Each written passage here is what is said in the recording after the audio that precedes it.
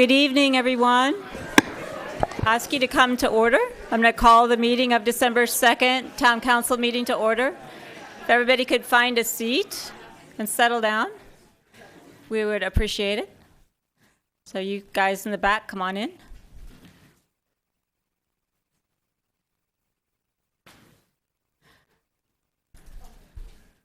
Welcome, everyone, and thank you very much for braving the weather to come out tonight for a special meeting. The first order of business is to ask you all, if you've got electronic devices, which you all do, please silence them. And you can take pictures, but they have to be silent. And the next order of business is, Madam Clerk, please call the roll. Councilmember Diane McNutt. Here. Councilmember Joe Brzezinski. Here. Councilmember Steve Leonardis. Here. Vice Mayor Barbara Spector. Here. Mayor Marcia Jensen. Here. And our next order of business is the Pledge of Allegiance, and I'd like to call up two very special young people, Isabella Scott and Quincy Scott. Will you join me up here, please?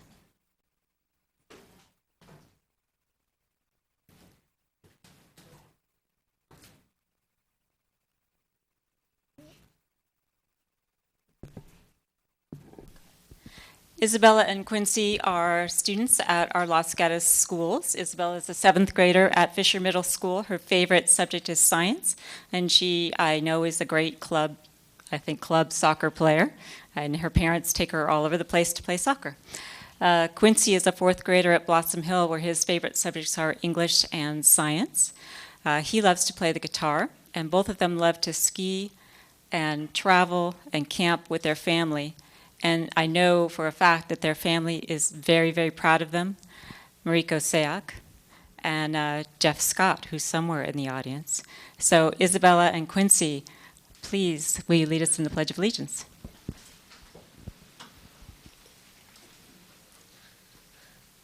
I pledge allegiance to the flag of the United States of America and to the republic for which it stands, one nation, under God, indivisible, with liberty and justice for all. And let's have a round of applause for Isabella and Quincy.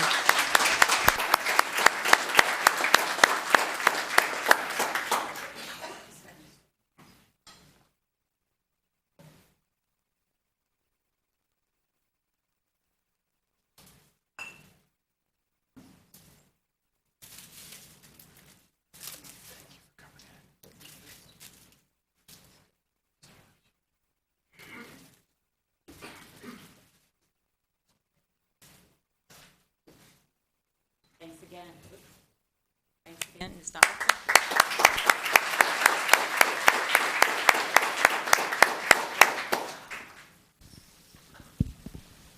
So it's not working. And I'm going to invite Kevin Mackay of the Wooden Horse up to the podium.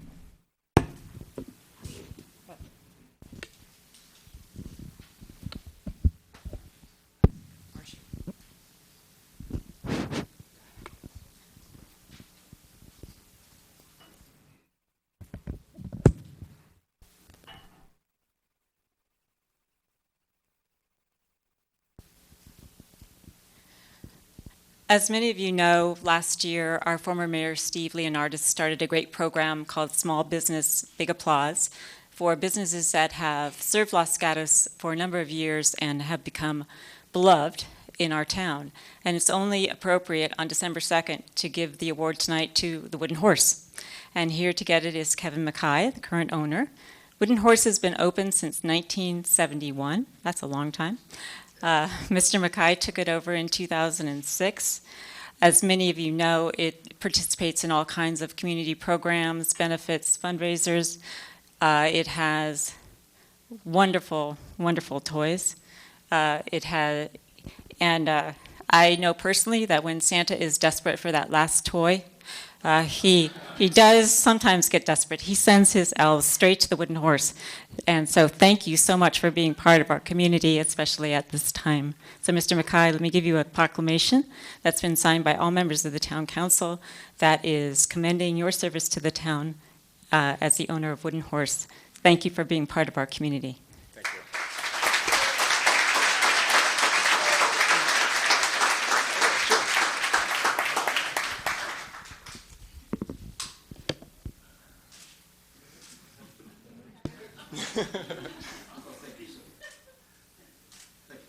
Always room for photos. Happy holidays, everybody. It's appropriate time of year to say that. I just wanted to say on behalf of the Wooden Horse and my bookkeeper over there, Rochelle Egan, we're extremely honored and pleased to receive the Small Business Big Applause Award. As you know, we've been in business for like 43 years now. And during that time, we've had a change of ownership and product mix changes, but what's been constant is the value of play and its effect on the future generations of the community. So we're very thankful, and many of you know it's very hard to run a small business today, and it is very challenging, but we want to thank the community and the town for your support in making the Wooden Horse your store. Thank you.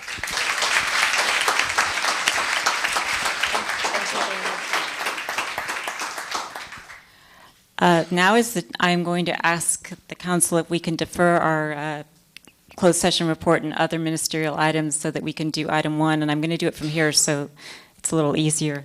And all of us have item 1 on our agenda, which is the certification of election results. And we got desk items this afternoon from the registrar of voters, which indicated how many people voted, who they voted for, and so we are in a position, hopefully, to get a motion to certify those results. Does anyone make? So, Vice Mayor Spector? Thank you, Mayor Jensen.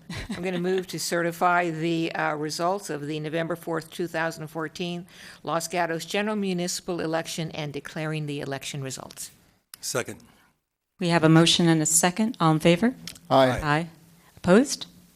None. So we have a certification of election results, and we, as fate would have it, have someone here tonight ready to administer the oath of office to the winners. And thank you so much for President of the County Board of Supervisors, Mike Wasserman, and veteran Los Gatos, all around great guy, to be here to do the swearing in.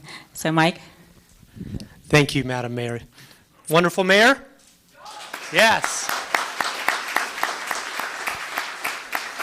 Thank you. Yes, I'd like to ask Mariko to come forward, and Rob, and Steve. And if you can all stand over on this side, please.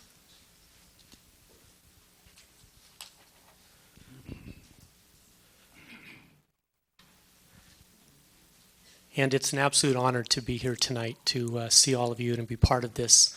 So many familiar faces, and it's really a wonderful feeling, and I thank you for the invite, for being here. If you'll each please raise your right hands and repeat after me, and where I say your name, obviously say your name. I, your name, Steve. I, Leonardus. I, Robert. Do solemnly swear that I will support and defend the Constitution of the United States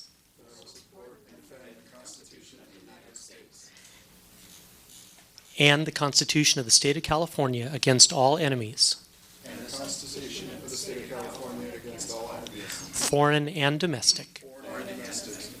That I will bear true faith and allegiance to the Constitution of the United States True faith and allegiance to the Constitution of the United States and the Constitution of the State of California. and the Constitution of the State of California. That I take this obligation freely, That I take this obligation freely, without any mental reservation or purpose of evasion. without any mental reservation or purpose of evasion. So far, so good. And that I will well and faithfully discharge That I will well and faithfully discharge the duties upon which I am about to enter. the duties upon which I am about to enter. Congratulations.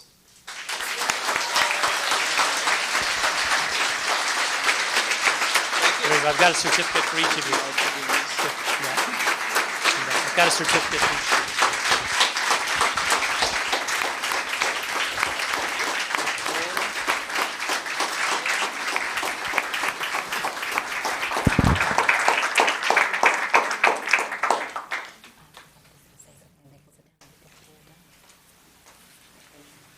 Steve, you come back up here.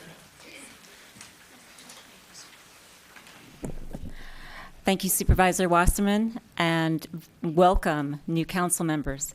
And we will seat you formally in a moment, but as we say welcome to our new council members, we also say farewell to our departing council members. And so I'd like to call on Councilwoman McNutt and Councilman Przinski to make some closing remarks tonight and then receive a recognition of their service to the town. And I believe they have decided who will go first, and that is Councilwoman McNutt. So, Councilwoman? Oh, no? You're going to duke it out. Okay. All right, Councilman Przinski. I think it's called seniority. First, let me congratulate our new council members.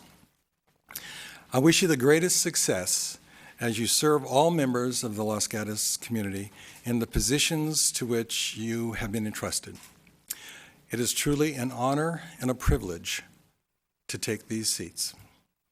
When I was first elected in 1998, I never would have guessed 16 years later that I would still be on council or that I would have served 3 terms as mayor. My decision to retire at this time was motivated by a variety of personal and related issues, but primarily the focus on when is the right time to pass the baton. And tonight, this is the time. I'm proud of the extraordinary evolution of our community that has occurred over these last 16 years. We have preserved our historic character while responding to the challenging demands of fast-paced Silicon Valley. We have an extraordinary sense of pride that permeates our unique neighborhoods. Our vibrant, thriving, historic downtown and the neighborhood business communities that we enjoy are second to none. Our outstanding schools are the expression of the dedication of our teachers and parents to our most important asset, our young people. What other community in our valley enjoys the kind of close citizen relationships we have with our police officers, our firefighters, our parks and public works personnel, our librarians, our community development staff, everyone in this government? And when we dedicated our new police operations building, our Creekside Sports Park, and our extraordinary town library the last couple of years, we showed we were able to provide excellent service and facilities, even in the most difficult of economic times. With retirement from council, I intend to remain an active participant in town and regional government, just not from this dais. Our town runs on the dedication of volunteers. I eagerly anticipate the next opportunity to volunteer my service in whatever form that takes. And finally, a word to our newest council members regarding family. It goes without saying that when you accepted this position, your family came with you. They will sacrifice along with you as the demands of the job increase. I have been very lucky to have my beautiful wife, Pamela, who's sitting right over here next to staff, by my side throughout these 16 years. She has been my rock, my most astute critic, and my most ardent supporter. Now we will have more time to celebrate our life as citizens of Los Gatos. As it has for the last 40 years, Los Gatos will always be our home and the best place to live, work, play, raise a family, and experience small town. And for this, I will be forever grateful. Thank you.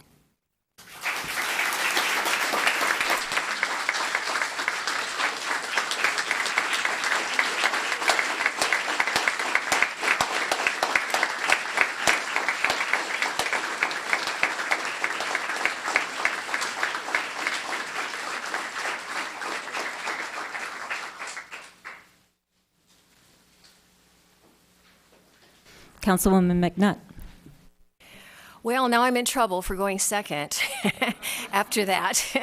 I had written out a 5-minute speech, a 3-minute speech, a 1-minute speech. I left them all at home and decided I would just speak extemporaneously, knowing that Mr. Brzezinski, as always, would have taken all the good lines and all of the articulate comments and leave me with just, the dregs of saying goodbye. I also want to congratulate the new council members, the 2 new ones, and the returning council member. What Mr. Leonardis knows, and you two still have to discover, is how much this job will surprise you and delight you and scare you and disgust you and shock you and just every possible emotion that you can experience. There is just no way to describe to someone clearly what it's like to be on this side of the dais. And I spent many, many days, literally days and hours on that side of the dais for my day job and as a volunteer in different projects in Los Gatos. And I thought I knew what I was getting into, and I surely did not. But I have to say that, as much as you can anticipate, you will not also be able, the problems, you also will not be able to anticipate the joys of seeing the results of the decisions that you make and hear the comments from people who appreciate what it is that you do, even if they don't agree with your decision. In the last couple of weeks, I've had people come up to me in Trader Joe's the other day, at Boulevard Coffee last week, and other places, people that I don't know. And they've said, we want to thank you for your service. And it was just like, how do you even know who I am? I mean, but to take the time and to make the effort to do that was really astounding to me. And it made me feel good about the amount of time that I've committed to the town. I also want to take this as an opportunity to make a sales pitch to others of you to become more involved in the community, to serve on a board, on a commission, to get involved more in a service club, and to make the ultimate leap and to run for office. There's no experience like that. It's a great privilege to be a candidate. It's even a greater privilege to win an election and to serve. There aren't that many people that have a chance to do that in their community, or an even rarer opportunity to become mayor, as Mr. Brzezinski did 3 times, and I got to serve twice. So I really want to encourage you that, give it a try, because the more that we can have our community involved, the more I think that we will have a community that is knowledgeable and really appreciates the delicate balance that we have to consider every time we make a decision. My least favorite phrase that I have heard over the years from people is, well, that's a no-brainer. Nothing that we do is a no-brainer, or we wouldn't be talking about it. There is nothing black and white when we consider decisions about the quality of life for our residents now, the future of this community for future generations. Everything is shades of gray. Everything is competing values, and it's very difficult to do the preparation, to do the thinking, and then to make the decision. But as much as I have enjoyed that for 12 years and taken great pride in our accomplishments, it is time for someone else to step forward. We have great people stepping forward, and again, I encourage more of you to step forward and to become involved. And I look forward to seeing some of you, or all of you, and maybe more that are watching on TV tomorrow evening at the public reception for Mr. Brzezinski and myself at the library between 5 and 7. So come by so that we can chat informally and share some memories, and I can give you yet another sales pitch for getting involved. So thank you so much.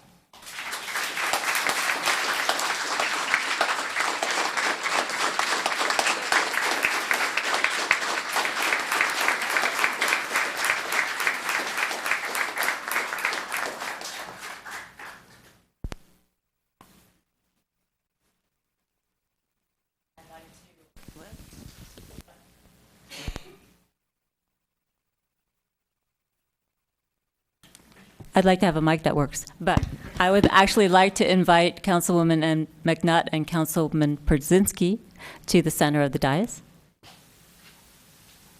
to present them with plaques from the town in their honor and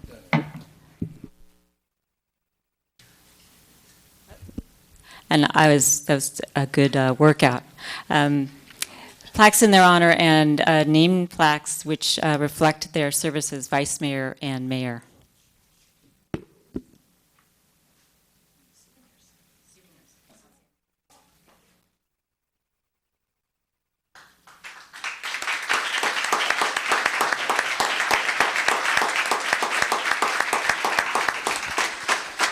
Thanks again to council people for many, many years of dedicated service to the town of Los Gatos. Thank you very much.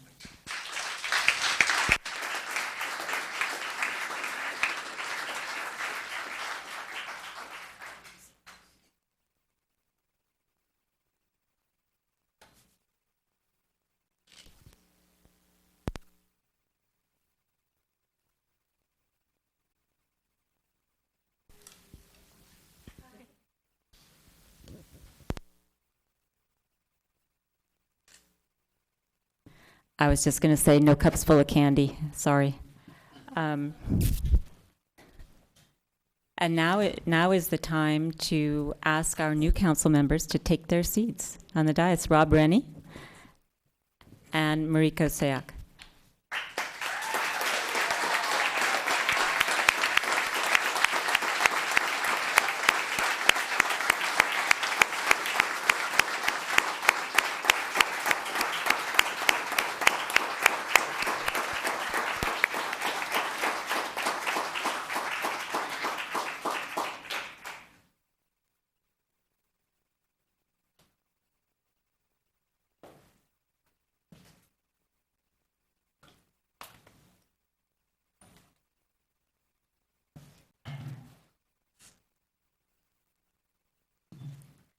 So now we'll actually begin the business portion of our meeting. Well, actually we won't. We'll look to our new council people to make some remarks if they wish to do so. Councilman Rennie. Okay, thank you, Madam Mayor. I guess I'd like to just start by, again, thanking Joe and Diane for their service and commend them for all those years of service. I think I'm just beginning to understand what a huge commitment it was, an amazing feat that they could accomplish, stay in this job for so many years. Second, I'd like to thank all the voters that had faith in me. I'm truly honored that, the voters of the town have bestowed their trust in me to protect the character of Los Gatos and the vibrancy of Los Gatos. I'd like to, thank those that believed in me and supported me, especially my wife, Isabella, and campaign manager. She worked harder than I did, I think, in a back office role so that I could spend all my time out talking to people and learning about, their concerns and their desires. I'd like to thank all those people that helped me spread the word about myself, obviously, including my mother and my stepfather, who aren't here tonight, but who walked precincts for me, with me one weekend. My stepfather with his cane hobbling from door to door. I think he actually got more votes that day than I did. and my stepbrother also walked with me one weekend. So I appreciate all the family help. And I appreciate the help of all the others. A couple other people walked with me, and all the other help that everybody has given me. I'd like to tell just a brief story that I thought was kind of interesting. Shortly after the election, I was talking to a woman, and she told me that her and her daughter had watched the League of Women Voters Forum, where we all stood up here and sat up here and talked. And after the forum, the mother said to her daughter, she said, "So who should we vote for?" And the daughter said, "Well, Mom, I think you should vote for Mariko and Steve because they have experience. But I think you should vote for Rob because he's a human." Well, I'll take the votes where I can get them. Maybe she meant that I erred or I stumbled around trying to, find my words.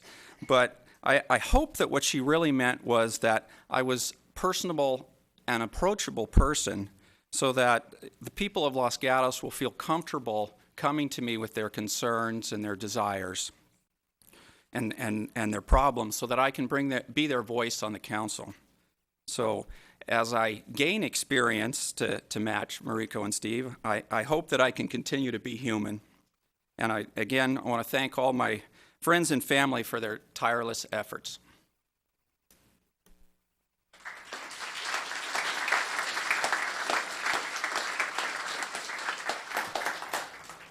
Councilman Leonardis. Thank you, Mayor Jensen. I also want to begin by thanking the people of Los Gatos for entrusting me to be part of this dynamic team of leaders that serves your community, just like many of you who serve the community in the capacity of volunteers, with a common goal to make it a safer place, a cleaner place, a friendlier place, a more vibrant place, a better place, a town you look forward to coming home to, a town you look forward to raising your family in, a town you are proud to call your home. I look forward to your ideas, your suggestions, your participation, your comments, etc. for the next 4 years. It is your collective engagement that makes Los Gatos great, and we are all in this together. So thank you, and keep coming to our meetings.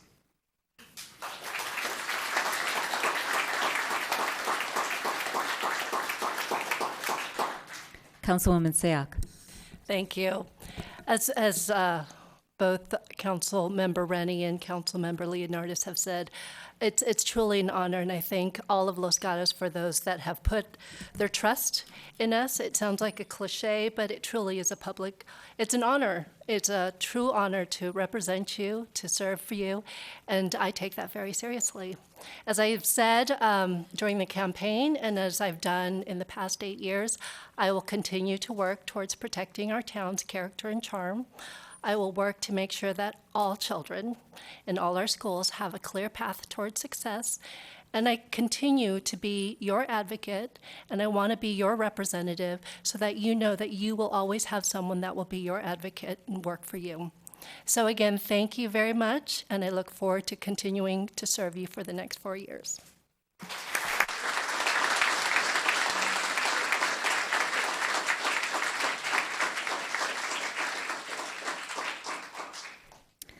Thank you and welcome all.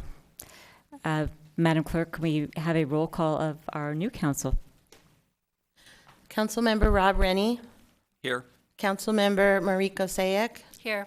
Councilmember Stephen Leonardis. Here. Vice Mayor Barbara Spector. Here. Mayor Marcia Jensen, sorry. I'm here too. Thank you, everyone. Now is the time for our council reports and manager reports. Our council matters are times when members of the council report on things that they've done between our formal meetings, if there's something that they wish to share with the public and with other members of the council. Does anyone have a report to make? I don't see anyone, but I will reiterate what former Councilwoman McNutt said.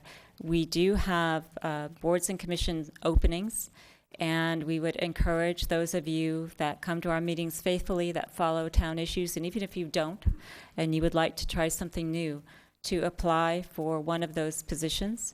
They are interesting, they're challenging, they're not as time-consuming as you might be afraid that they are. It's a chance to serve your community, and if you'd like to do it, we would really love to have you apply. And the deadline is Friday at 5 o'clock, close of business, so if you're interested, please get your applications in. And any manager matters? Yes. Thank you, Madam Mayor and members of the council. 2 items from staff. First, with the storm weather that's upon us, sandbags are once again available for pickup on Miles Avenue near Balzer Field. And second, even with the weather that's upon us now, we remain optimistic for the tree lighting and holiday parade this Friday and Saturday. And I did want to single out at this time the Parks and Public Works and police staff that will be helping those events be so successful, and in particular to recognize Jackie Rose, our community outreach coordinator and the town staff liaison to both of those events, who's filling in tonight for Shelley Neese, our deputy clerk, our clerk administrator, who's away with death in the family. That concludes staff report tonight. Thank you, Mr. Larson. Before we start our normal meeting, which consists of 7 consent items and 2 regular items, public hearings, polystyrene, actually single-use carry-out bags, amendment to our ordinance, and styrofoam containers. If any of you have come to listen to what we already did, now is the time when you can leave if you care to do so. I'd give you a moment to do that before we start in on our meeting, and then we'll start in. So it's not rude, go ahead.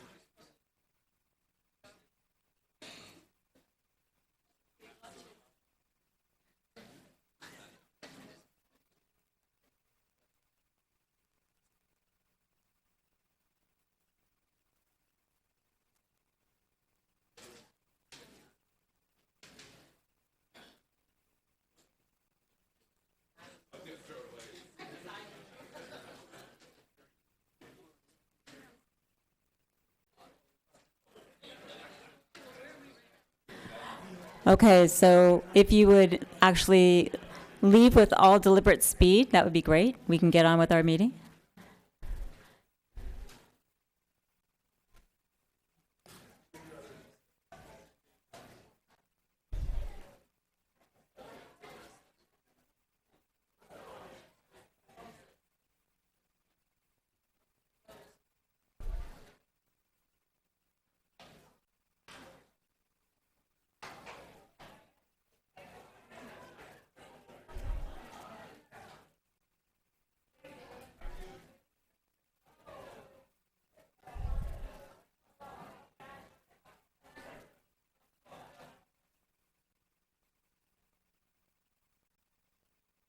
Great, thank you. So for those of you who remain, thank you. The next item on our agenda is our consent calendar. It now consists of 7 items. Would anyone on the council like to pull any one of those 7 items from our consent calendar? Vice Mayor Spector? Thank you, And Mr. Mayor, Ms. Mayor. I'd like to pull agenda item 7, the Oak Meadow Park upgrade project. Okay. Any other member of the council wish to pull an item? Seeing no one, does anyone in the audience wish to pull an item from our consent calendar? Seeing no one, I will look for a motion on our remaining consent calendar. Councilwoman, Mr. Leonardis. Thank you, Mayor Jensen. I move to approve the consent calendar excluding item 7. Is there a second? I'll Councilwoman. second the item. I'll second the motion. Seconded by Ms. Sayoc. All in favor? Aye. Aye. Opposed? None. Passes unanimously. Thank you, Mr. Leonardis. Item 7 will just be heard in the normal course as we get to the public hearings in our agenda. The next item on our agenda is verbal communication. Now is the time for anyone in the audience who wants to address the council on an item that is not on our agenda to do that. And if you'd like to do so, I'd ask you to come forward to the podium, give us a card that's got your name on it. You have 3 minutes to talk about whatever it is you wish to talk about.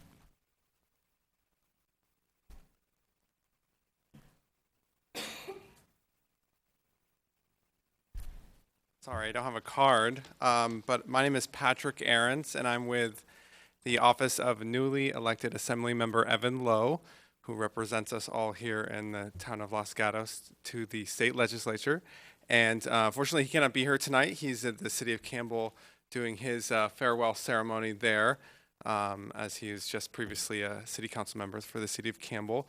But he did want to come by and send his regrets, but also to present these California Legislature Assembly certificates on behalf of the three elected council members, the Honorable Mariko Sayak, Rob Rennie, and Stephen Leonardis.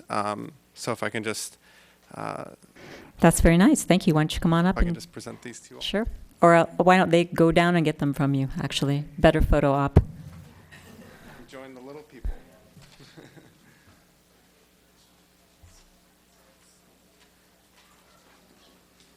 Ladies first. Okay.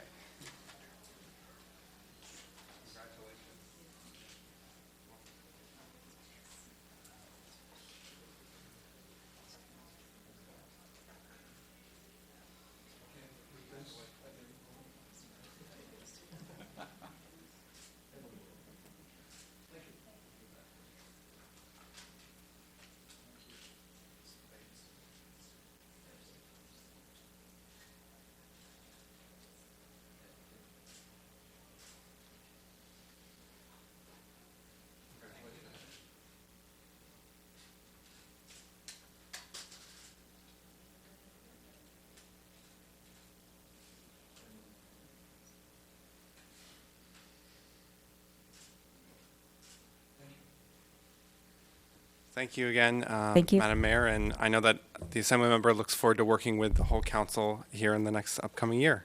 And please, on behalf of the town of Los Gatos, send our congratulations to Assemblyman Lowe. Thank you.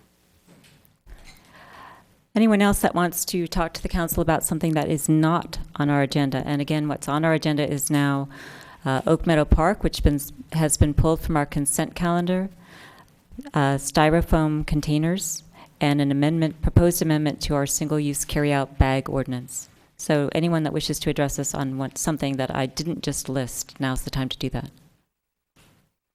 Okay, seeing no one, we're going to move on to our calendar. And let me just explain the process for those of you who haven't been at a meeting before. We will call a particular item. We will ask our staff to make a presentation regarding that item. We'll ask the members of the council if they have any questions about it. Once those are all answered, we'll ask members of the public who wish to speak to us about a particular item to do that. And again, you'll have 3 minutes to address us. And don't run away from the podium because council people may ask you questions. When that is done, we'll close the public hearing, and then the council will deliberate, make a motion, and make a decision on the particular item. So that's how we'll go about our business tonight. So we're calling item number 7, Oak Meadow Park Upgrades Project 411-831-4004. It was pulled by Vice Mayor Spector, but I don't know if you want to make a comment or simply listen to the staff report. I will tell you why I pulled it. I don't know what the other council members will weigh in on. I pulled it because it was asking for $80,000 for a study. I thought that was a significant amount of money and should be vetted amongst the council members and with the public. Probably the issue that concerned me the most was that we were transferring monies from Bachman Park to Oak Meadow in order to do this study, and that was of concern to me. And when I asked what was it that Bachman was going to lose when I think $27,000 was transferred to this study, that couldn't be identified at this time. So the number of issues, the amount of money, and the uncertainties led me to pull it from the consent calendar. Thank you, Vice Mayor. Any other comments before we get started? Mr. Leonardis. Thank you, Mayor Jensen. I was also considering pulling the item this evening. My concerns rose from the fact that we were considering spending $80,000, which is a significant amount of money, to hire a consultant. And recently we had a situation where we hired a consultant to evaluate the Almond Grove streets, or to design the Almond Grove streets. And we committed to spending a significant amount of money without the public input, and when the public came around and they received the input from the consultant, they didn't like it. So I felt like we were kind of putting the cart before the horse. Maybe we should hear from the public and the Parks Commission prior to committing to this RFP process. So I was going to pull it myself, but Vice Mayor Spector pulled it first. Director of Parks and Public Works, Matt Morley. Could you give us a report, please? Thank you, Mayor Jensen, council members.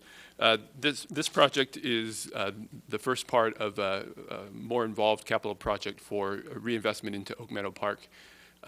During the capital budgeting process earlier this year, we brought several projects to you. This one, the Bachman project, Blossom Hill Park project, amongst others, that began a reinvestment in parks that hadn't had significant capital investment in some time.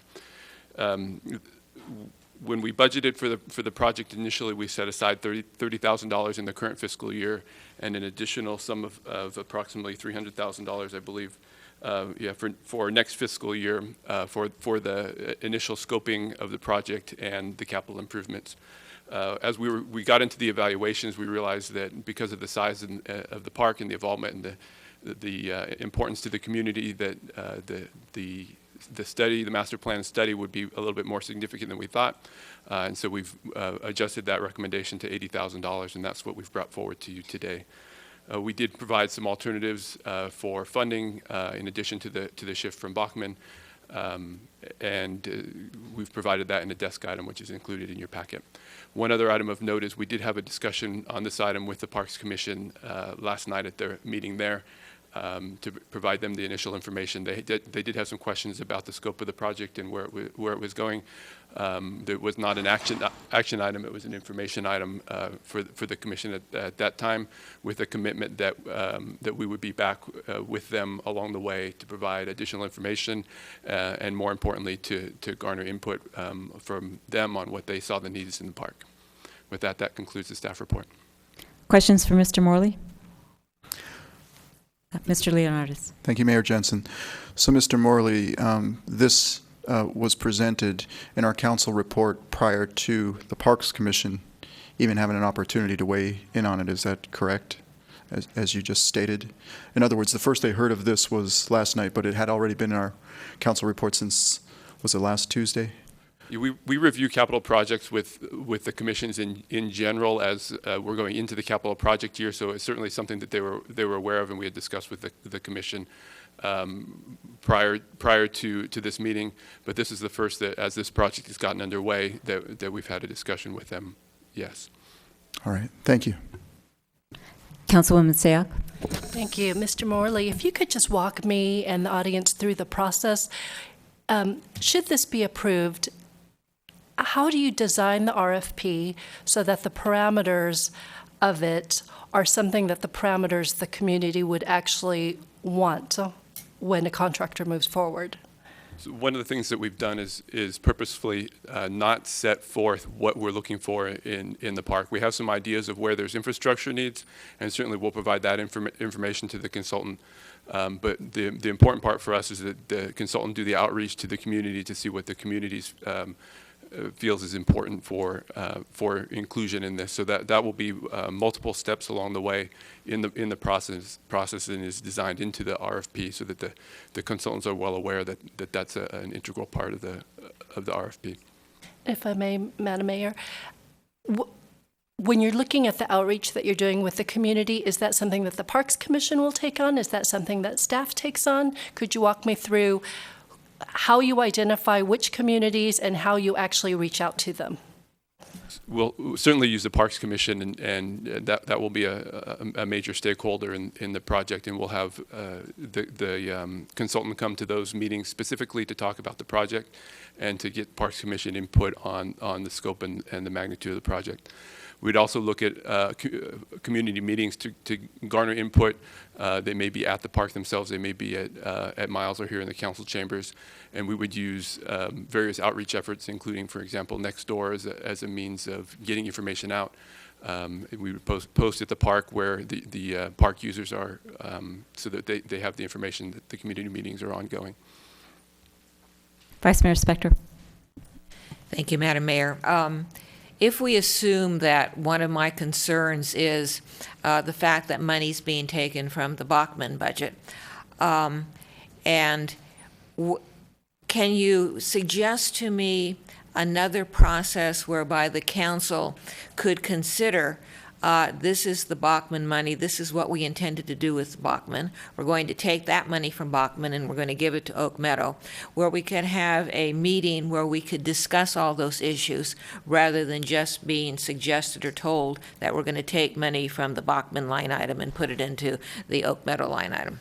Certainly. The concept behind using Bachman as a sort of a bridge funding source was that it's a project that is funded in this current fiscal year, but we have yet to be able to move on and move that forward.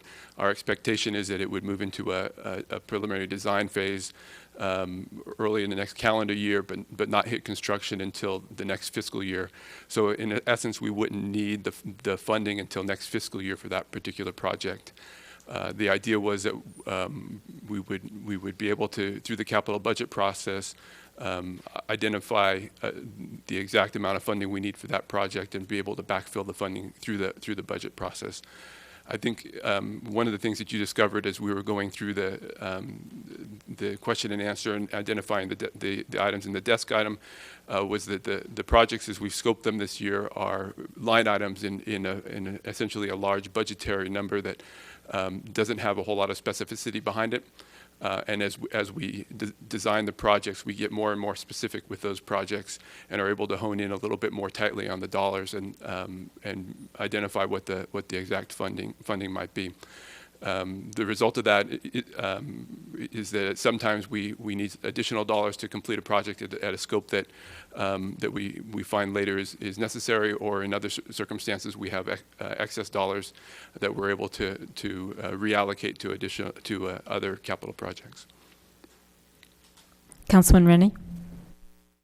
So the question that's still in my mind, being new, I'm not sure whether $80,000 is a lot of money. It seems like we must have, and you can tell me the history, we must have approved this capital study when it was a smaller dollar number. So I felt like part of the reason Vice Mayor Spector pulled it was because it was becoming a lot of money. Can you give me some perspective on what does a typical study cost? You know, how does this fit in? In our council amendment, we cited two separate studies that of different dollar amounts for parks and communities in the Bay Area. One at $56,000 for a master plan in Atherton, and a second for a master plan in San Mateo at $270,000. Both consultant contracts that would go forward and establish a master plan for those relative parks. So taking sort of what's happening out there in the industry and reviewing what we have in terms of scope and scale, we thought that $80,000 was an appropriate amount. Certainly, we're not scoping to the dollars; we're scoping to the need. And should the cost come in below the $80,000 mark, that would be additional savings that would again go back to the capital budget allocations. Other questions? I actually have a question. It's a fundamental question. Why a consultant when we have a Parks Commission? Since the Parks Commission is there to do exactly this, is there to represent the public, and is there to advise the council, I don't understand why we would spend money for a consultant to conduct the outreach that we already theoretically have in place, particularly, and I'm not going to refer exactly to which ones, but I think some of our council members know what I'm talking about, that our recent experience with some consultants has been less than good. So I think a consultant will bring the professional expertise and the knowledge of parks and what park design is, what the legal requirements associated with a park in terms of ADA requirements and design requirements, what works in a park and what doesn't work, that they'll be able to provide information on and ask questions specifically about to the stakeholders so that we can garner information and end up with a specific master plan. And so I think the stakeholder element is a significant element, but the actual creation of the master plan and having an integrated plan for a park that takes into account all of the stakeholder input and prioritizes that into a master plan is the important part and the role that the consultant will play for us. Any other questions for Mr. Morley from council? Thank you, Mr. Morley. When I was explaining how the process worked to all of you, I didn't explain what to do if you want to talk, and there are little buff-colored cards on the seat backs in front of you. So if you'd like to speak, you'd fill out one of those cards, hand it to our clerk, I'd call your name, and you'd have 3 minutes to talk to us on any particular issue on this. I don't have any cards right now, but Mr. Shepherdson is busily writing. And anyone else that wants to speak, fill out a card and come up and talk to us. Mr. Shepherdson. Thank you, Madam Mayor. I just wanted to bring up the issue of what I think is warranted is a comprehensive review of the police budget versus perhaps shifting to the sheriff.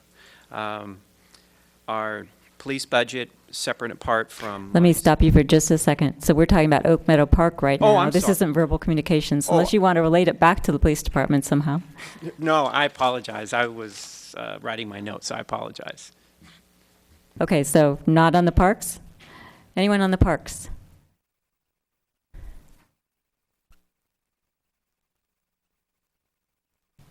Sir, if you'll just give us your name. My name is Chuck Hammers. I'm a resident, and I hadn't planned on speaking about this, but I'm the president of the P-BID in downtown San Jose, and it's a property-based improvement district, and we've done 2 RFPs which are very similar to these, and one came in just under 80,000, and the other was 136,000. So I just wanted to give that reference that this, to me, in looking at this, seems very in range for projects that were very, very similar to what you're describing here. That's all. Thanks. Questions for Mr. Hammers? Thank you. Anyone else before I close the public hearing? Okay, seeing no one, I am going to close the public hearing, and I'm going to look to the council for more questions of staff and or discussion or a motion. Vice Mayor Spector. Thank you, Madam Mayor. A question of staff, if I might. You say yes. Yes. Thank you.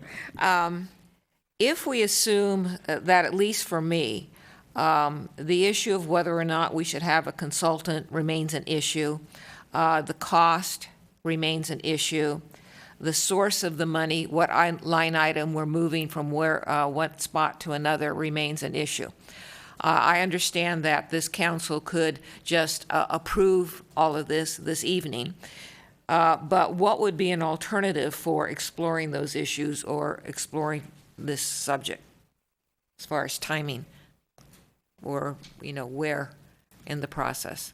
Sure. So there's several options. So you talked about the funding source. So if you're looking for alternative funding sources, there's several that were provided, and we can certainly look at a project that we had at Blossom Hill Park that was identified in the desk item. That we could shift funding for, that we were able to complete most of that work with in association with the pathway project that we completed at that park earlier in the year.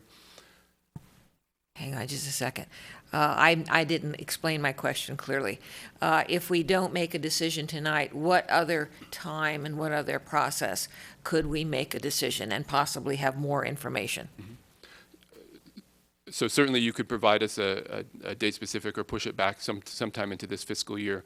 Alternatively, we could delay the project and bring it back through the budget process and have additional discussion through the capital budget process for next fiscal year. And that would be an alternative that's open to you. Mr. Mayor, or Madam Mayor, if I might add, got used to the former mayor. Staff did provide in the desk item alternative 2, which would be to delay the planning efforts until the annual budget process, and then you could address it as part of the CIP budget. The other option would be to address it at the mid-year budget review, which is currently scheduled for the first meeting in March. Those would be 2 forums where additional information could be brought back in response to the Vice Mayor's request. Thank you, Mr. Larson. Before I ask for additional discussion or a motion, does anybody else have any questions? I have a question, actually. Councilman Rennie. So my question is, can't remember who alluded to it, but in your description you talked about having the consultant do a lot of the community outreach, and I know our staff has done the community outreach. Is it possible that we can narrow their scope and make it less expensive and have our staff do more of the work, kind of thing? The quick answer is yes, that's a possibility. I think it's a reprioritization of work at that point to push other projects back. We've been a little bit delayed on our capital projects due to staffing levels and are still working to get back up to speed on all of the projects that we have. I don't know that we could deliver all of our capital projects by doing the design and the upfront work in-house and stay on a schedule that would meet the needs of the town. I think we need to rely on consultants to fill the gap in areas where we don't have the capacity or the skill set in-house to be able to do that work. I think in addition that when you bring in a consultant who's got experience in developing a parks master plan, you end up with a concrete product that really sets us up for a series of, in this case, a series of capital projects that will make a cohesive park out at Oak Meadow. Councilman Leonardis. Thank you, Mayor Jensen. I would be inclined at this point in time to move to send this back to the Parks Commission for further review and perhaps recommendations from the Park Commission for further public input. I know this is kind of like a chicken and the egg thing. You can either hire the consultant and have them kind of lead the way, or you can try to send it through our current resources, which is our Parks Commission and our public, and let them ultimately partake in the process. Being that there are concerns about the money and where it might come from and that it is quite expensive, I'd like to put the step in place and allow it to have further review, and then we can always come back to it potentially at budget time or whatever, should we decide to go in this direction. So that is my motion.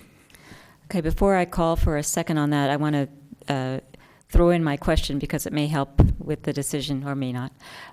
You referred to in your opening remarks that the Parks Commission had just heard about this the other night and they had concerns and that you were going to go back to them. Can you tell us what those concerns were and when you're planning to report back to them? We report back to the Parks Commission every other month at their regular meeting. So their next regular meeting will be in February. We would report back at that time on the status of the project and how it's moving forward, as we would in each subsequent meeting that we have with them. So they would get a report out every other month. Certainly, the Parks Commission plays an integral role in helping us to identify what is important in the parks and what a park like Oak Meadow needs, and we would look to include any of the concerns or the priorities that they have into the discussion on the master plan. Okay, thank you. We have a motion on the floor to essentially continue this matter for discussion with the Parks Commission, and we understand that they'll be meeting in February. Is there a second or a question? Vice Mayor Spector. A question and then maybe a second to staff. The mid-year budget review, if we continue this to the mid-year budget review, would that be in February? Is that what you said? It's tentatively scheduled, subject to further determinations by the mayor for the first meeting in March. Okay, and at the mid-year budget review, would we be able to consider something as substantive as this item? That will certainly depend on other items that are scheduled for that evening. We typically try to keep the mid-year budget review relatively light so the council has ample opportunity to discuss budgetary issues, and this could be folded into that context. I believe we would also have the option of convening a special meeting of the Parks Commission to address this issue so they could report back to you by then as well. Madam Vice Mayor. Thank you. Then I'm going to second the motion with clarification from the maker of the motion that he is asking this item to go back to the Parks Commission for the Parks Commission to consider the scope of any consultant and also the funding sources and the prioritization of funding sources, i.e., is the taking of money from Bachman warranted by going into Oak Meadow? So if that's encompassed in his motion, I will second the motion. Councilman Leonardis? I will agree to that. And do we have a second? We have a second. So we have a motion on the table, as just outlined by the Vice Mayor, to essentially delay this item for a report back from the Parks Commission and further discussion. All those in favor? Aye. Aye. Opposed? Passes unanimously. Thank you, Mr. Morley.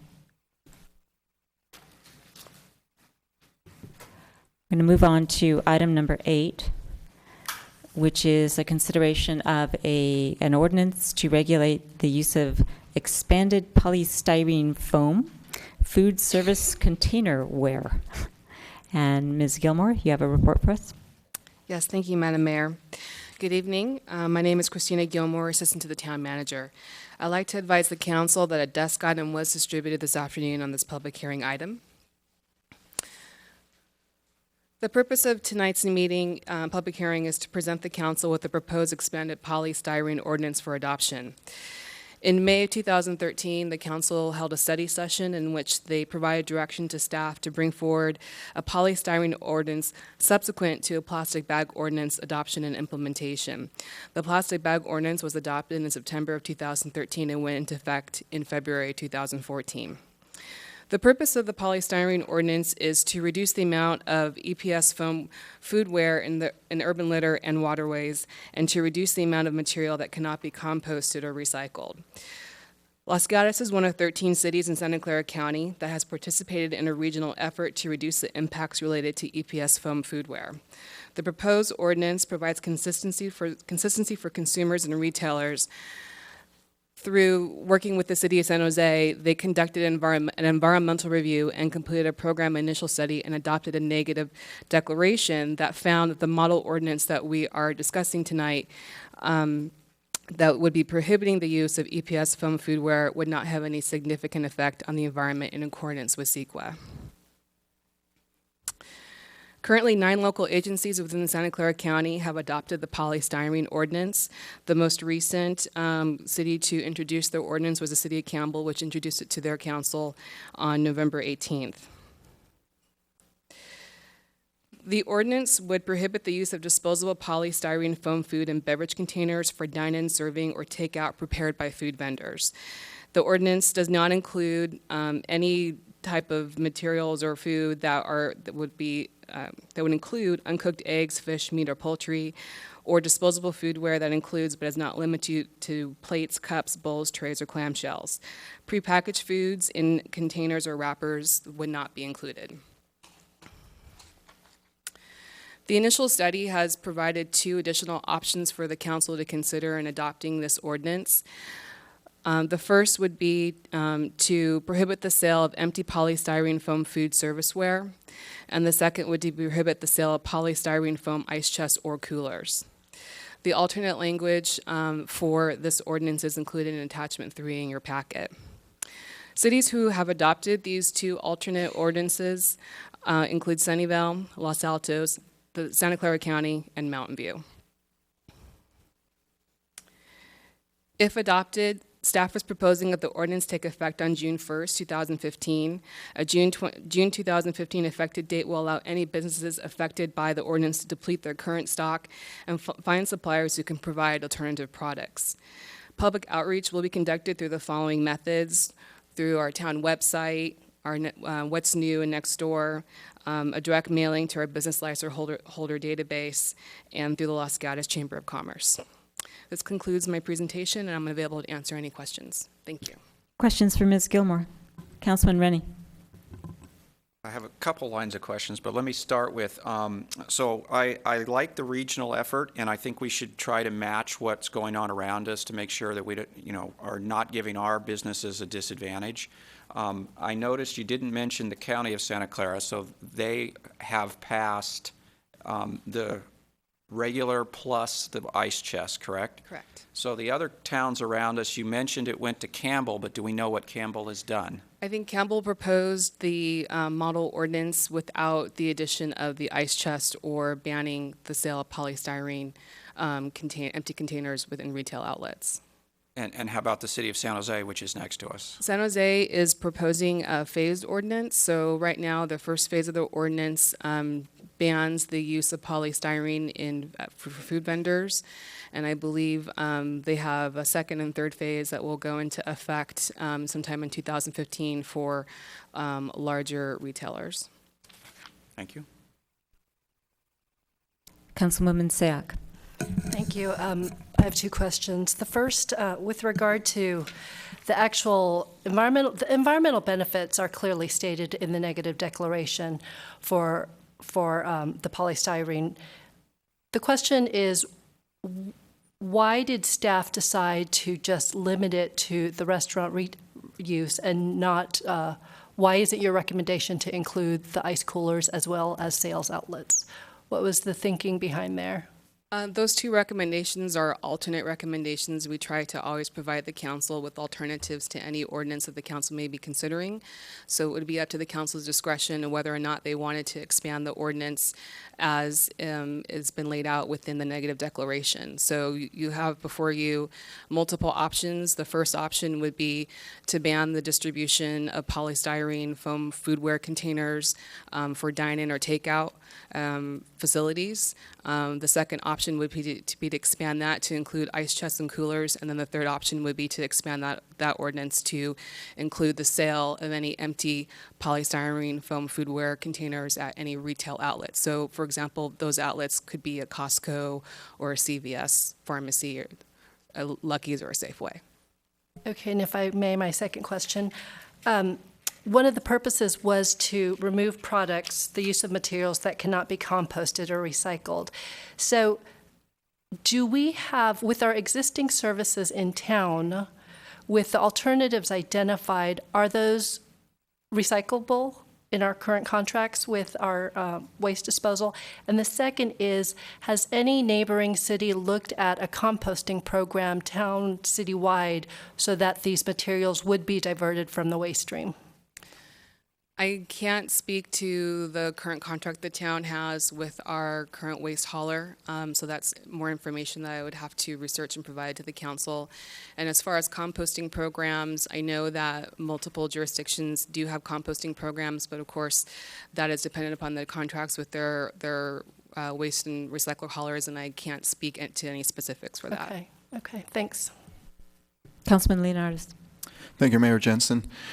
You piqued a point of interest for me when you said the third point of interest would be to ban styrofoam food containers for sale.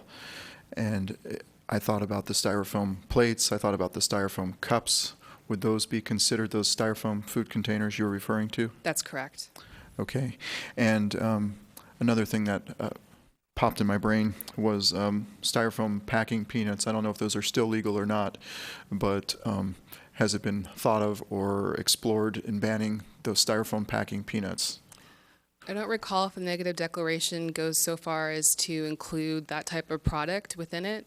I believe that the model ordinance specifically identifies foodware products, so cups, bowls, plates, those types of products that wouldn't be made of this type of material. All right, thank you. Other questions? Councilman Rennie. Thank you, Madam Mayor. So I think the environmental effects are a no-brainer here, but I don't want to kind of rubber stamp anything until I think through what are the effects on our businesses and the people of Los Gatos also. So I have a couple questions along those lines. What is the price differential between what we're trying to ban, the EPS, and the alternatives? Yeah, so I believe in our staff report we did address that question. The price differential for businesses who be purchasing these products would really depend upon the vendor that they chose and the type of products that they chose. The city of San Jose did complete a pretty detailed study of numerous vendors who provide alternative products. Oftentimes the vendors who provide alternative products also provide polystyrene products. So there are numerous products that businesses can choose from. The town does not specify what type of products they could buy for alternative products. That will be up to each individual business to make that business decision about the type of product and the cost that would be effective for them. Another, if I may. So you've done some outreach with the businesses, I understand. What percent, do you have a feel for what percent of the businesses are already using alternatives? In other words, what percent are going to be affected? Sure. So currently we have 125 businesses within our CUP database that are restaurant-related or food-type businesses, and we have a little over 800 businesses within the town that hold business license. So our outreach included a mailing to the whole 800 business license database list. And as far as the number of current businesses who are using alternative products from polystyrene, I don't have a percentage or a number.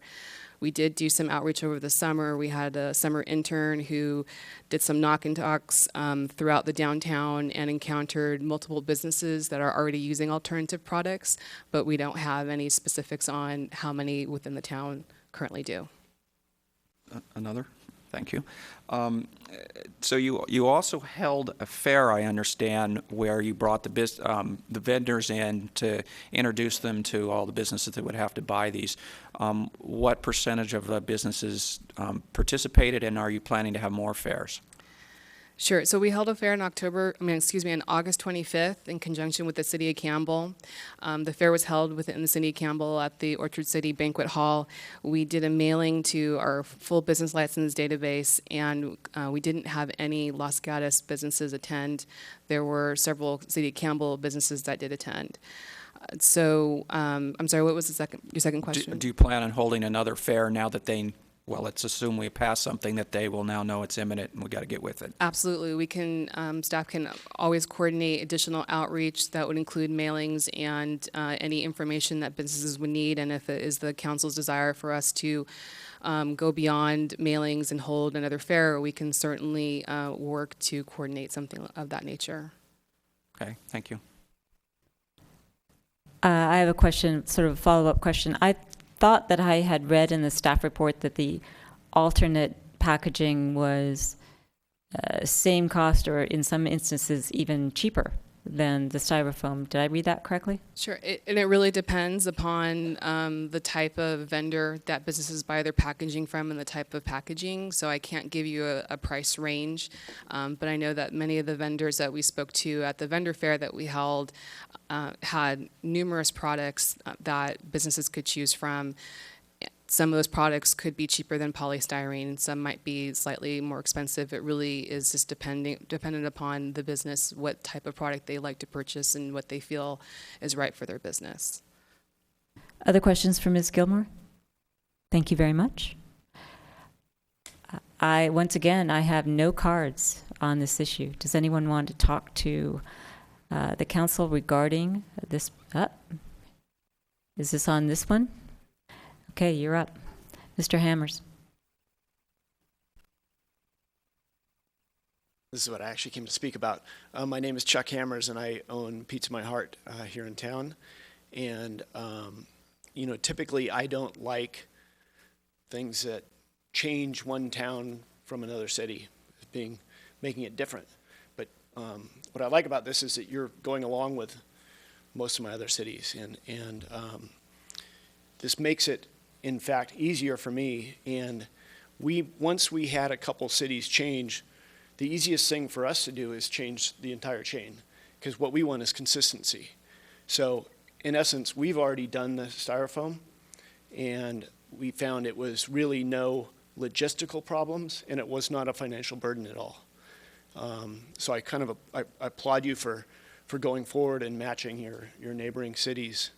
And I think you asked some specific questions. I think a cup is like 2.4 cents for a coffee cup, and in paper it's about 3.1. Other times you find things that'll come down, and some things just fluctuate. So you'll have certain items like are affected by the price of oil.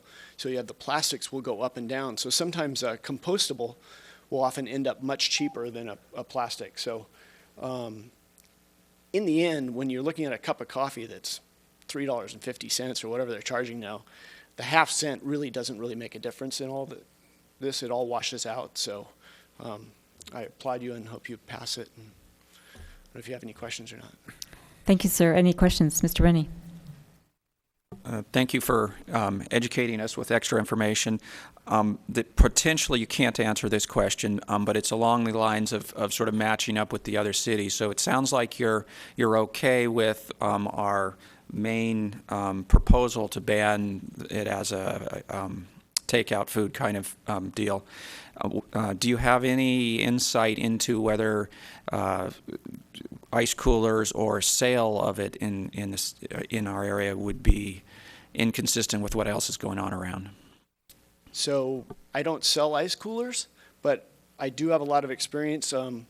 Our biggest give back is with a company called Save Our Shores, and we do all their commercials for them and get people out to clean the beaches.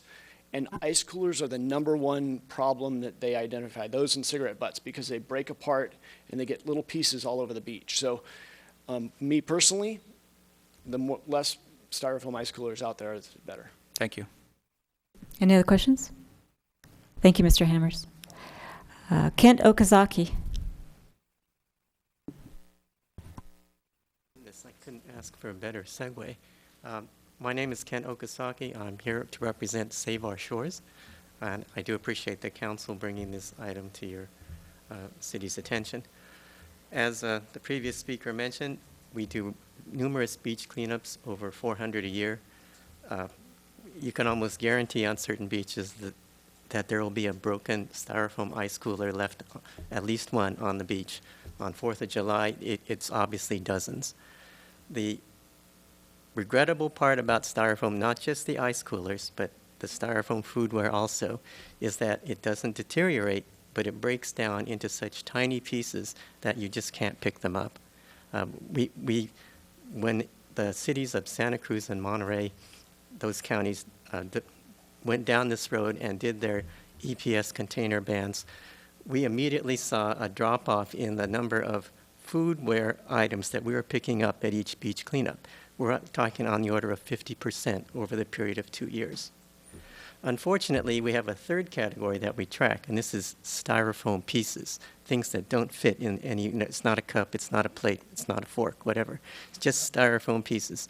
Regrettably, that number has stayed constant all this time, which is why we're pushing for an extended ban if that includes the coolers.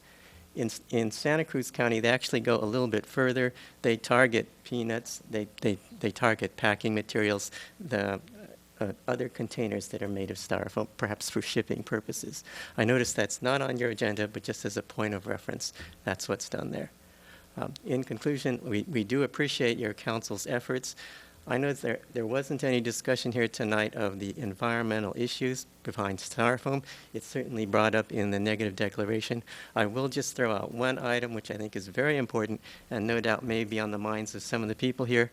The issue with styrofoam containers as foodware is that some of the chemicals in the styrofoam leach into your food, whether it be coffee or soup or whatever it is you've got in there. Now, it's a small amount, I'll admit that. But, you do this day after day after day. You're talking about a long, multiple exposures over a long period of time. It's just something you don't need in your body.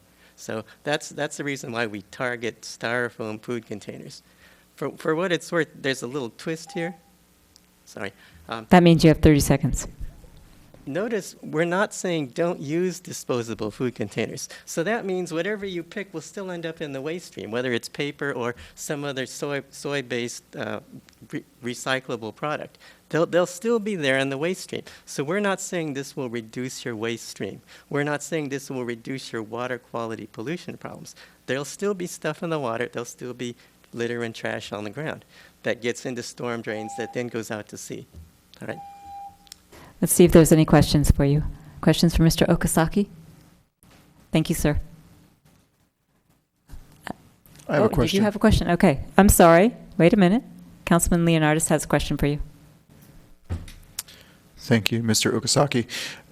does your knowledge of the Santa Cruz, I guess, Monterey County bans you referred to include like styrofoam plates sold at the store, stacks of 100, or styrofoam cups sold in the 500s? Is that all included or not included? Very much so. That would be included? Very much So if you went into Costco and you wanted to buy 5,000 styrofoam plates, you wouldn't be able to find them? Let me qualify that. You could not do that in the city of Santa Cruz. I'd have to refer back to the county of Santa Cruz. All right. But in the city of Santa Cruz, for sure, you cannot do that. Thank you. Any other questions? Okay, this time, thank you. Anyone else? Ms. Quintana. Please fill out a card before you leave.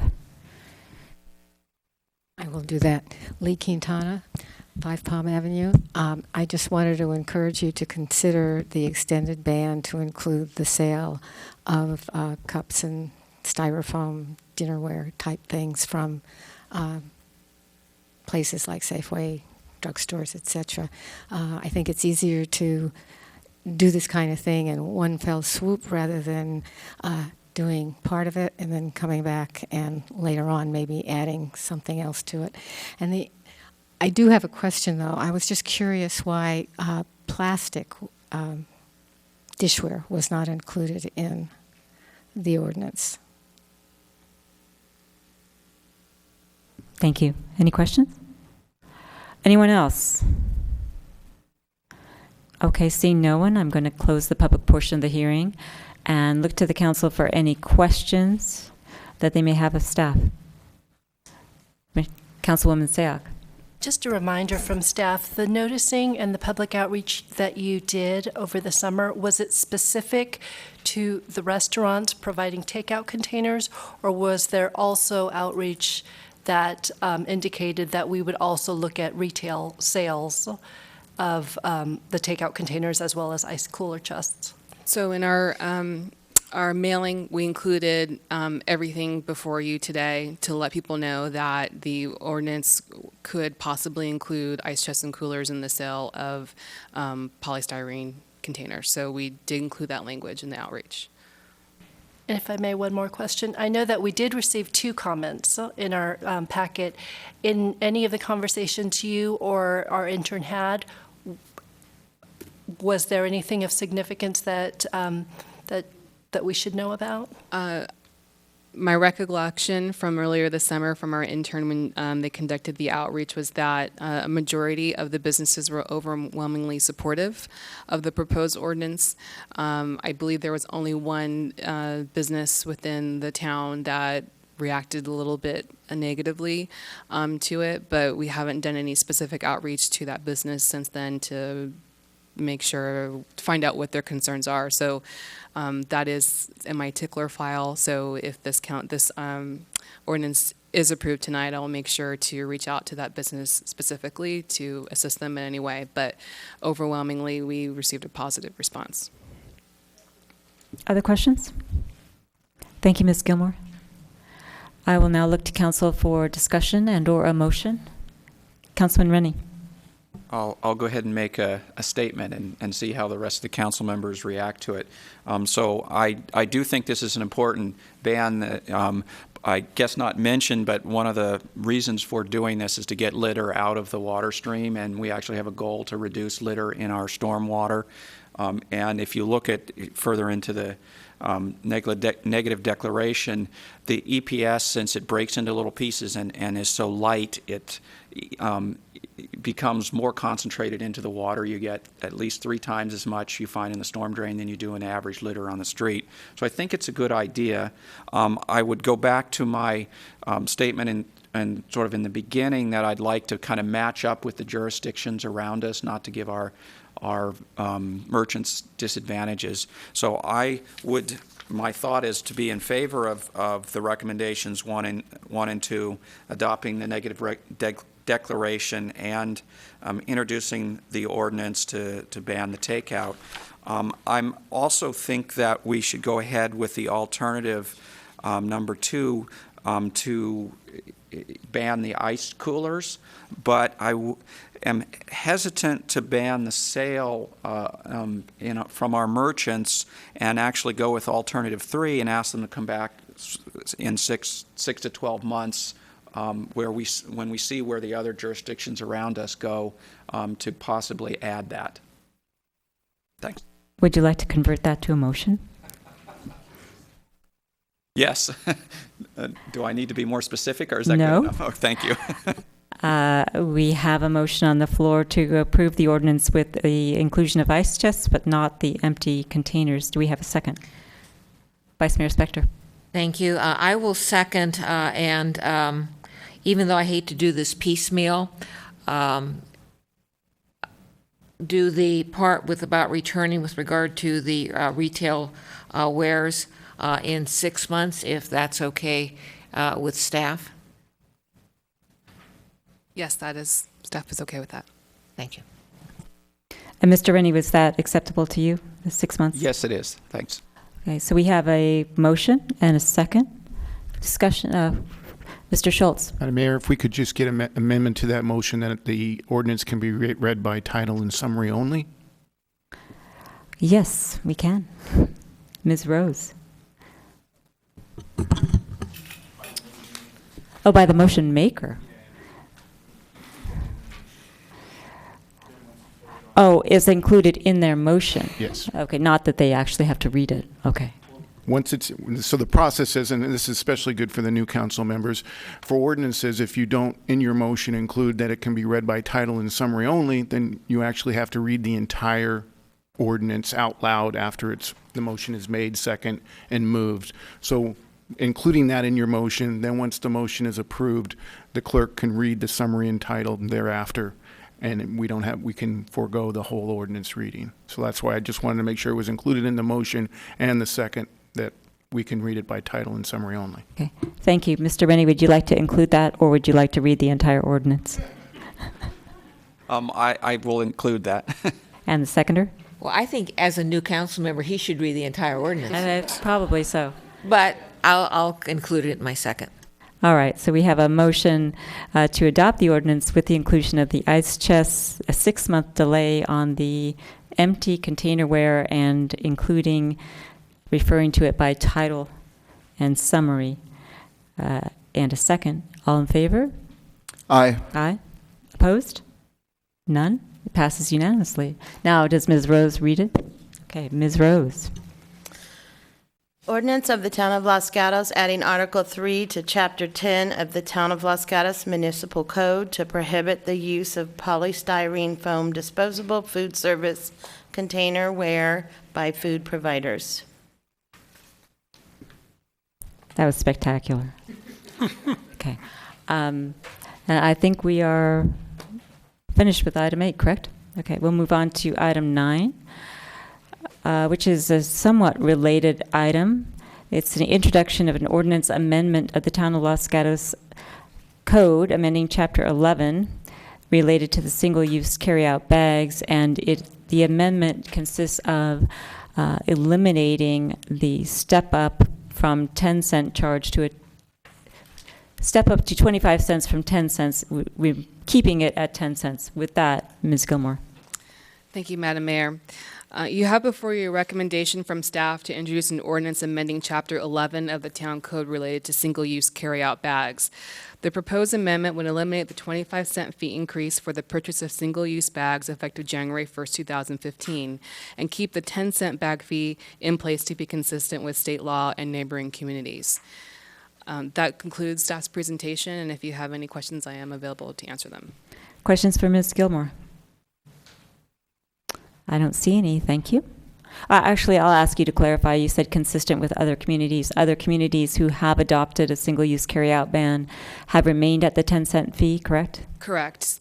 So there are several communities within Santa Clara County who have amended their ordinances to keep the fees at 10 cents and not increase them to 25 cents. So this would be consistent with neighboring jurisdictions who have done that.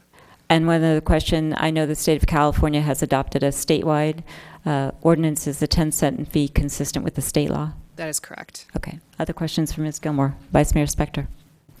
Thank you. In looking at your staff recommendations and your staff report, right under the heading recommendation, you have introduce an ordinance, yada, yada, yada. Then you have, after opening and closing the public hearing, introduce the ordinance, first reading. Are you looking for a motion consistent with introduce the first reading of the ordinance? That is correct. Okay, thank you. Other questions for Ms. Gilmore? Thank you. Once again, if anyone would like to talk to the council regarding this particular item, keeping the fee at 10 cents, now's the time to do that. I don't have any cards. Mr. Okazaki?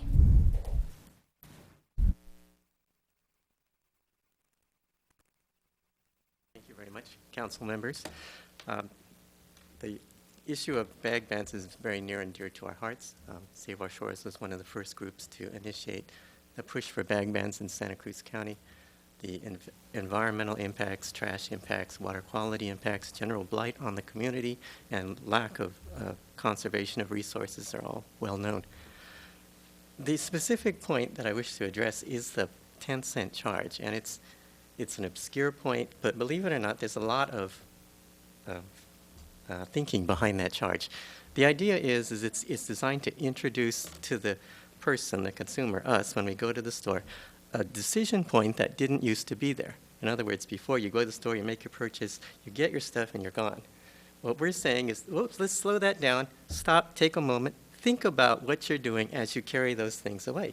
Do you really need to use this irreplaceable amount of plastic polymers to haul your stuff out to the car, or is there a better way or alternative way that you could do it? Perhaps a canvas bag. That's all we're saying. To give you a little push into not wasting those resources, we're saying, okay, we're gonna ding you 10 cents if you decide to go with the wasting the plastic polymers. Now you come along and say, well, okay, our law originally included a bump up from 10 cents to 25 cents. What was the reasoning there? The reasoning there was the biggest opposition to these bans was always the concern, hey, you're just trading one problem for another. If you get rid of plastic, but people start using paper bags, that's the end of the world. Paper bags are a much bigger ecological problem than plastic bags. No argument there. So the reason for the 10-cent charge was to dissuade you from using paper bags. Yes, the paper bag is there. If you need it, they'll sell it to you. But the idea is, again, you have to think about it. A third option, which is becoming increasingly popular, is the reusable plastic bag, which again, you pay the 10 cents for. To get onto the policy options regarding the bag, I would encourage you to explore a slightly alternative to just dropping the 10 cent to 25 cent upgrade.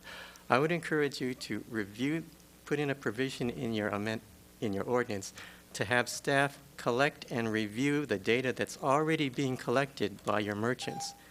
That way, you can assess for yourself, yes, the number of reusable plastic bags or paper bags is about what we thought it would be, or no, that the merchants are selling a lot more paper bags than we thought we should. If that's the case, then you're in a position to say, look, based on the data we've collected, we need to up that fee so that people won't use as many paper bags. So again, in summary, our recommendation is change your ordinance so that you include a review of data before you authorize an increase. Okay, questions for Mr. Okazaki? Thank you, sir. Thank you. And I apologize in advance because I have trouble reading this card, but I think it's Thelma. Thank you.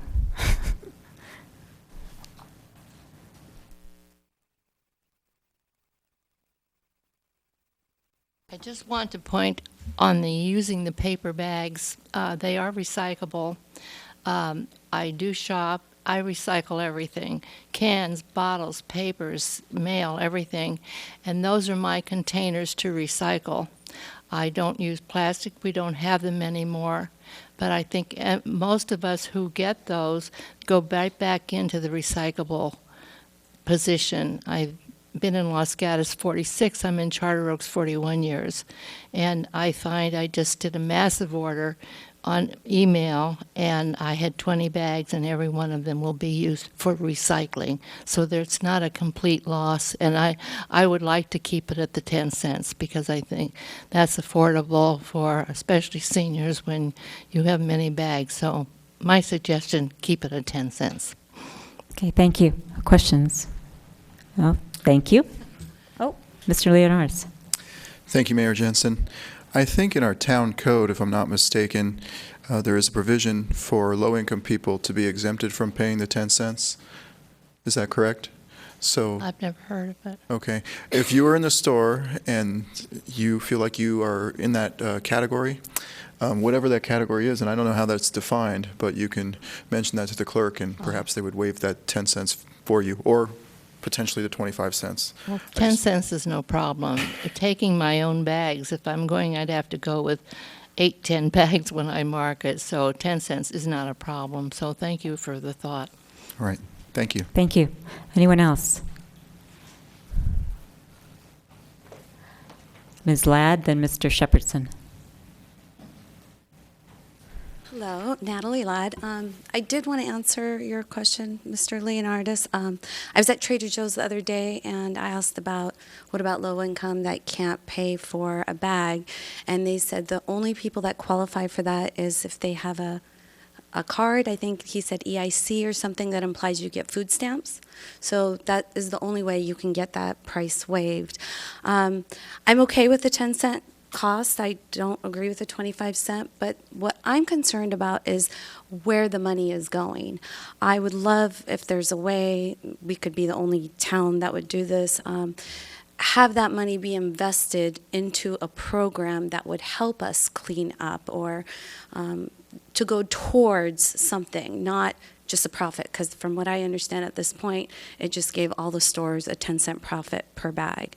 I would love to see a way for us to put some kind of amendment in for that money to be reinvested to better our community or do something better with the money.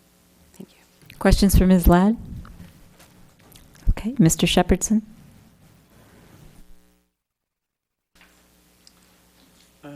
I was just curious if what the data is in terms of if you raised it to 25 cents, what would be the benefit to the environment? And of course, also looking at what the impact is to the business community. But I think also looking at the environmental benefit of raising it, if there is a benefit, and I'm assuming there is, but that's an assumption. And then taking those two pieces of information and looking at it, because I'm hearing that we're looking to what other jurisdictions are doing, and that's fine and reasonable.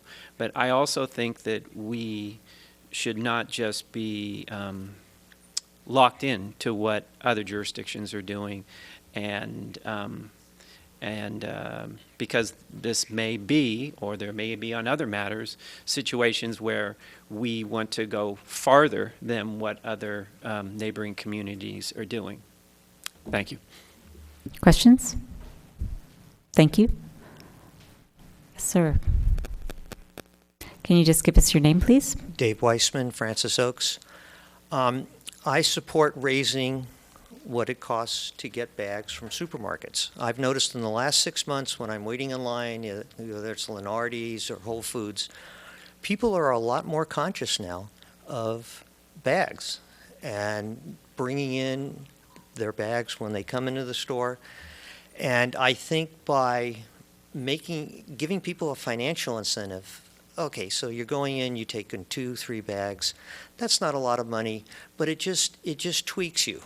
And I think that's a good thing. And I also support having Los Gatos as a leader in some of these areas. When we did the smoking ordinance in 1988, I believe it was, the merchants came in and said, no, this is going to bankrupt us. No one's going to come to our restaurants. In fact, what happened was that the restaurant revenues in Los Gatos went up compared to the neighboring communities.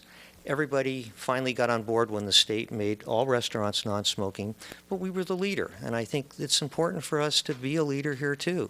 These issues are important. Thank you. Questions before you go? Anyone else? Ms. Quintana.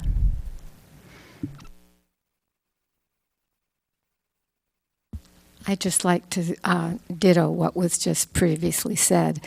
It seems to me when I first started coming to meetings of council and planning commission 25, 30 years ago, very often the council and the planning commission would point to Los Gatos being a leader, even if other communities weren't considering what we were considering. And I would encourage you to become the leader again, especially in terms of environmental, sustainable issues. Thank you. Thank you. Anybody else? And please just give us your name. I'm Gary Harwin, Francis Oaks Way. Dr. Weissman is my neighbor, but I'm up here because I own the Pet People also. When we went to the paper bags, I was surprised at how many people bought them. So many people come into the store and say they forgot their bag in their car. I try to encourage them to go get their bags out of the car.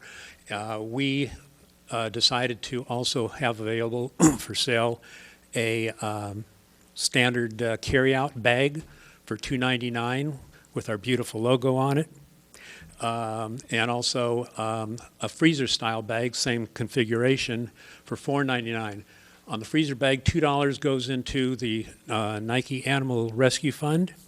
For the $2.99 bag, $1 of it goes into the Nike Animal Rescue Fund, and on the paper bags, the 10 cents entirely goes into the Nike Animal Rescue Fund. So, and that's the canister that we keep on the front counter.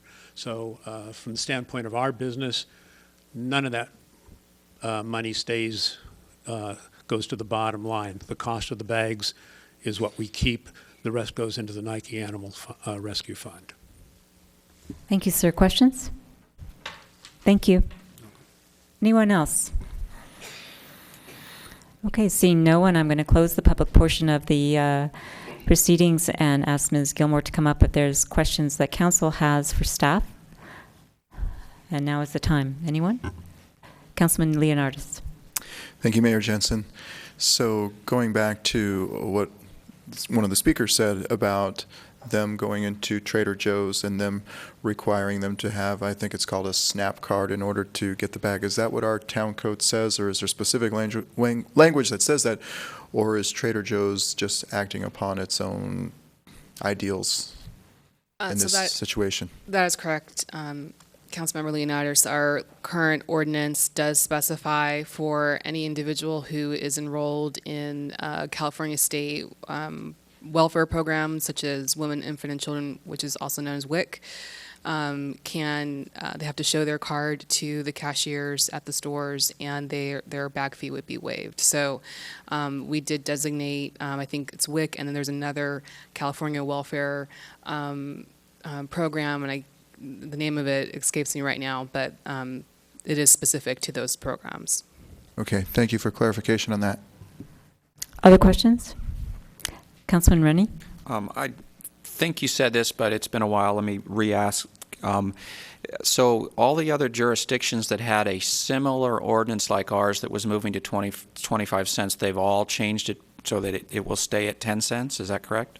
That's correct. And so to clarify some of the questions or the comments that were addressed to the council earlier, the reason why the 10-cent fee was originally proposed in the original model ordinance and the ordinance that the town adopted was to discourage people from purchasing paper bags.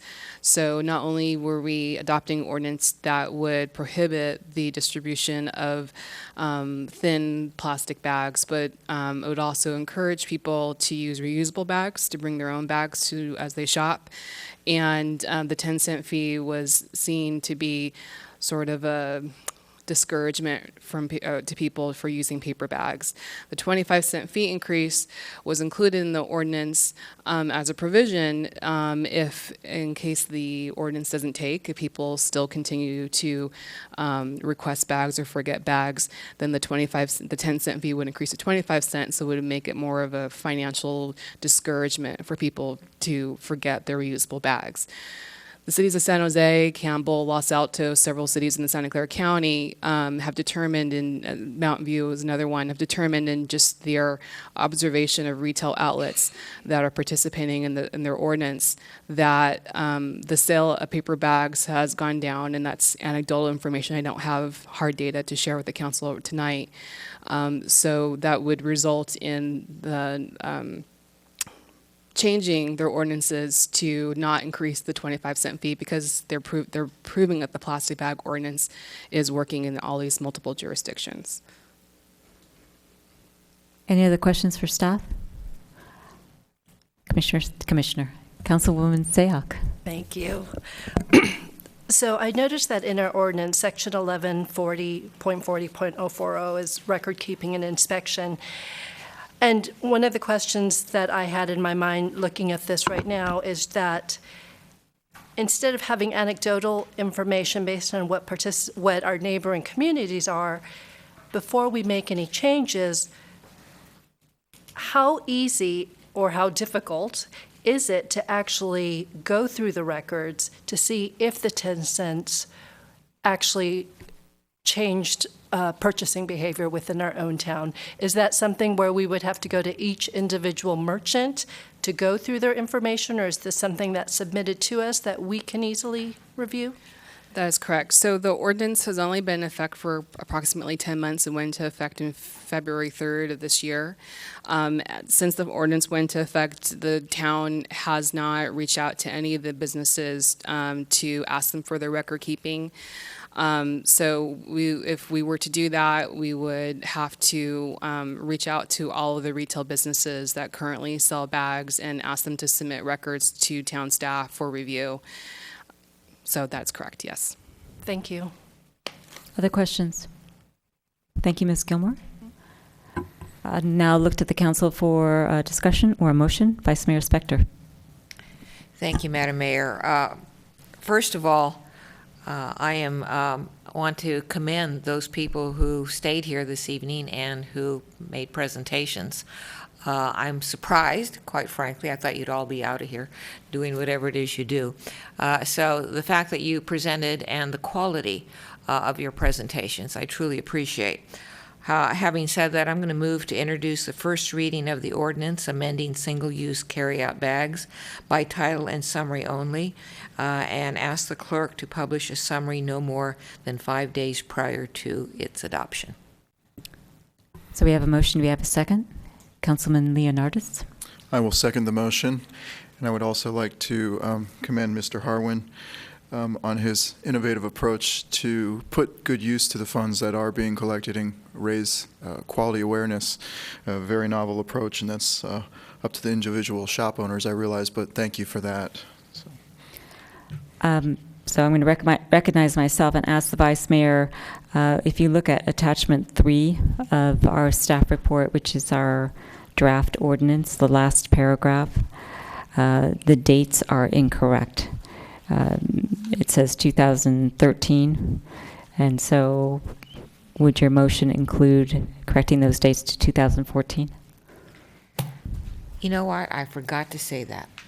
So yes, that would include a change to 2014. Okay, thank you. Any other discussion on the motion before I call the question? Commissioner Councilwoman Sayoc. It's quite all right. I think I'm going to have some trouble adjusting to that as well. I understand. I actually won't be supporting the motion just because I feel that the intent of the ordinance as it was originally written, I still support, and I understand the anecdotal information that is being shared with us by our surrounding communities. But until I actually see information that shows that there's been a change in behavioral pattern in our town, I don't feel the need to change the ordinance as written. Further discussion? I'm going to say that while I'm sympathetic to Councilwoman Sayoc regarding the data, that we do have a state law now, and I think we should conform to it, and if we find that that data that's required by our current ordinance does not support the action we're taking tonight, then we can certainly bring forward another amendment if that's appropriate. But I think it's appropriate to change it tonight, and so I'll be supporting the motion. Councilman Rennie. And I'll just say that I agree with the mayor for exactly those reasons. I'd like to line up with what the state and the other jurisdictions are doing, so I would be supporting this motion. Okay, I'm going to call the question. All in favor? Aye. Aye. Opposed? So the motion passes 4-1. And we do not have anything else on our agenda tonight. The We title do? and- to read the title and summary? Oh, read the title, yes.